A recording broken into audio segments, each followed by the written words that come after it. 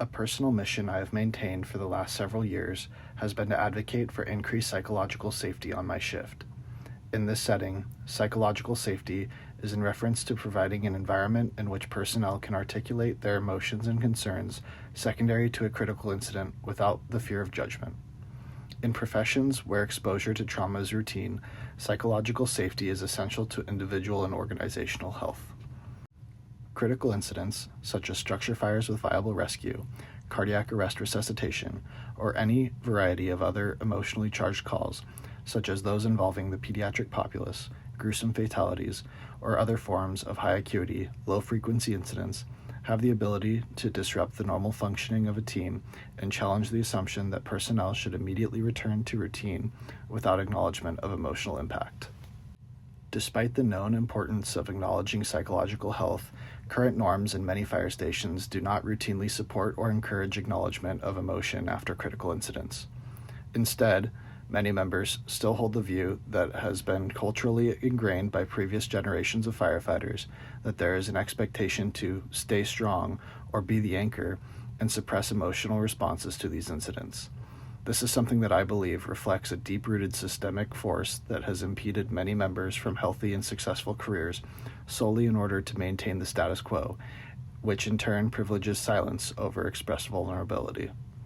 Similar to Farah M., my emphasis in psychological safety within my team utilizes a decolonizing lens that acknowledges the current persistence of the status quo and why intentional change is necessary. I find that this framework best expresses how conscious forces such as a lack of acknowledgement of emotion in the workplace and unconscious forces such as the cultural norm to otherwise suppress emotion and not discuss how an incident made an individual feel both work to preserve existing practices. This framework also highlights the need for deliberate recognition of the problem and a system that recognizes that each individual processes trauma in their own way and at their own pace. So, one practice that I began implementing is an intentional moment of silence following particularly difficult calls, such as cardiac arrest fatalities. These brief pauses after cessation of resuscitative efforts allows for crews to acknowledge collectively what has occurred. While these pauses typically only last around a minute, the act itself carries symbolic and practical significance. It affirms to the family, who is often included in the moment of silence, and to each other, that the loss of human life is seen and that emotional responses are valid, particularly in the event of unsuccessful efforts.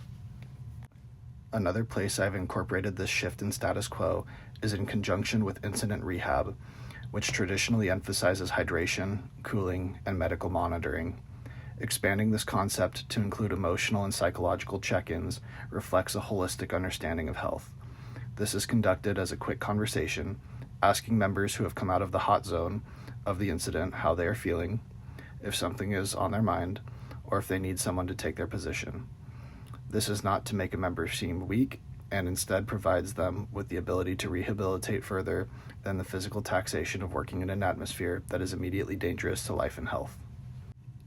Acknowledging trauma in the fire service is not a sign of weakness nor a departure from professionalism. Instead, it aligns with social justice principles by intentionally disrupting norms that have historically marginalized emotional expression.